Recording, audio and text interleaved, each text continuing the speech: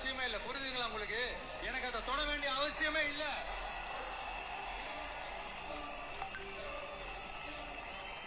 ஒரு துளி ஊழல் கரை கூட படியவே படியாது, படியவும் விட மாட்டான்.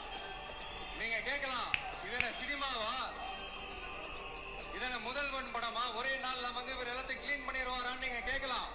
ஓகே, பிராக்டிகலா அது பாசிபிள் இல்லதான். But it is a process, right? It is a process.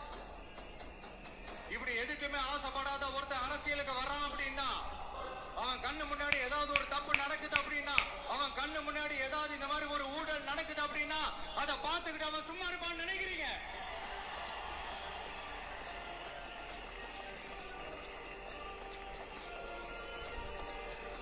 அதனால இந்த தீய சக்தியா இருக்கட்டும், இந்த ஊழல் சக்தியா இருக்கட்டும், ரெண்டு பேரும் தமிழ்நாட்டை ஆண்டவை கூடாது. பார்த்தீங்கல்ல, அண்ணன் ஒன்று சொல்லியிருக்கிறாரு. என்ன? நான் ஒரு பைசா கூட தொடமாட்டேன், ஊழல் பண்ண மாட்டேன், ஊழல் கரை படிய விட மாட்டேன், தப்பு நடந்தால் அதை பார்த்துக்கிட்டு சும்மா இருக்க மாட்டேன் அப்படின்னு சொல்லியிருக்காரு. கூடுதலாக அந்த ஊழலை ஒழிக்கிறது முதல்வன் படம் மாதிரி ஒரே நாளில் முடியாது. இட் இஸ் எ ப்ராசஸ்ங்கிறாரு.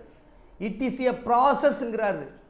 அது எவ்வளோ நாளில் இந்த ப்ராசஸை முடியறிக்க போகிறாரு அப்படிங்கிறது வந்து ஒரு சவால் தான்.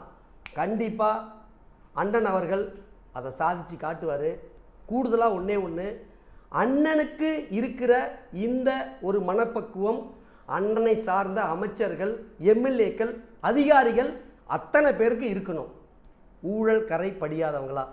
இதுதான் தமிழ்நாட்டு மக்களாகிய நமது எதிர்பார்ப்பு. அண்ணன் எப்படி செம்மையாக பேசி மக்களை புரிய வச்சு இன்னைக்கு முதலமைச்சர் ஆக போகிறாரோ, அதே மாதிரி நம்ம சரியாக பேசி மக்களுக்கு ஊழலை பற்றியும் லஞ்சத்தை பற்றியும் சொல்லுவோம். ஏன்னா என் பையனுக்கே ஊழல்னா என்னன்னே தெரியல, ஆனால் அவர் வந்து அண்ணனுக்கு ஓட்டு போட சொன்னார். அதனால் நம்ம சமுதாயத்தை, இளம் சமுதாயத்தை ஒரு பாதுகாப்பான நாட்டுக்கு, ஊழலற்ற நாட்டுக்கு, லஞ்சம் இல்லாத நாட்டை அவங்களுக்கு அர்ப்பணிப்போம்.